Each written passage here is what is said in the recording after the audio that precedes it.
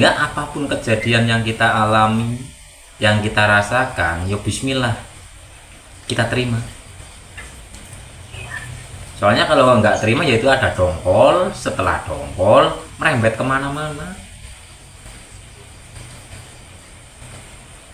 Dan namanya karma itu lunas di saat kita sudah menerima kejadian itu.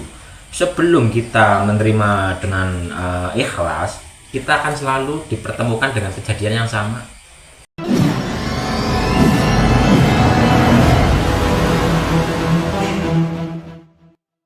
Pelajaran jati diri keesaan itu wajib bagi seluruh manusia, bukan hanya golongan A, B, C, D, tapi untuk seluruh manusia. Umpama sekarang manusia tersebut belum berkesadaran, suatu saat di kehidupan yang nggak tahu kapan pasti akan dipanggil untuk berjalan meniti ke dalam dirinya. Itu pasti.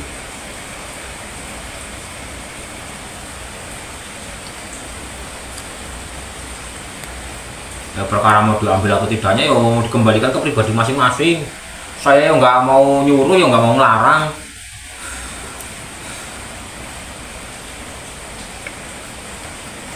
Gitu.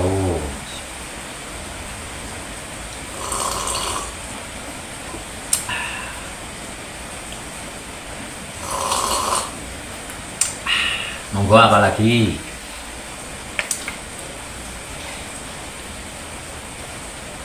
Mohon maaf Mas Is, mau tanya saya. Monggo. Di kehidupan keseharian kita itu kan apalagi saya baru saja belajar, belum sampai 1 bulan melihat pengajian Mas Is ini. Saya tuh dalam hati saya, di setiap kejadian kalau kita tidak menerima itu berarti akan ada istilahnya itu karma yang lebih besar dari hari ke hari. Misalnya saya merawat cucu, terus begitu cucu saya taruhlah ada sesuatu yang membuat saya tidak nyaman, terus saya bilang dalam hati saya harus terima karena saya takut sama Allah, nanti kalau saya nggak terima ini nanti ketidaknyamanan itu akan semakin besar gitu. Apakah betulkah yang saya tanamkan dalam hati saya sejak saya ketemu Mas Is itu, yang dari hari ke hari semua ingin menerima karena saya lihat di video-videonya Mas Is itu bahwa sesuatu pun tidak ada kecuali hanya Allah. Nah, jadi perjalanan di kehidupan keseharian itu kan yang harus kita masukkan gitu ya. Ya, maksud saya dalam hati, dalam jiwa, dalam perilaku. Cuma yaitu karena masih masih belum mesra lagi, belum, kadang bisa, kadang masih ada pergolakan hati yang sangat sakit. Padahal kepengennya tuh menerima.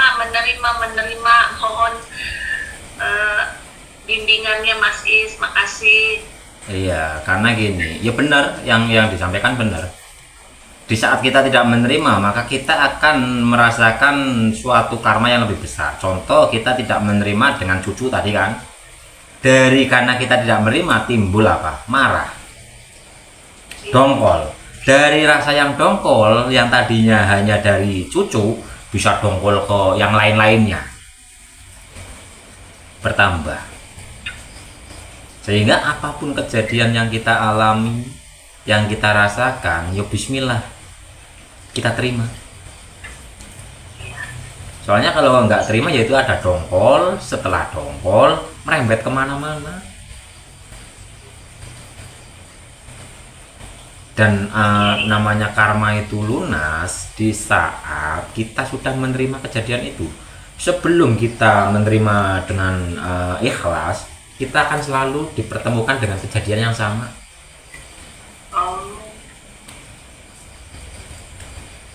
Kalau kita belum benar-benar ikhlas, kita akan selalu remedi lagi, ngulang kejadian yang sama. Iya. Maukah? Tidak menerima menyakitkan ya Mas Is. Iya.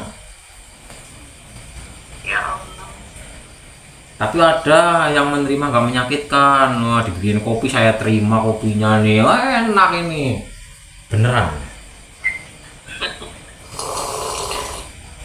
Makanya di agama manapun itu mengajarkan penerimaan dan keikhlasan. Karena semua itu akan kembali kepada diri pribadi masing-masing.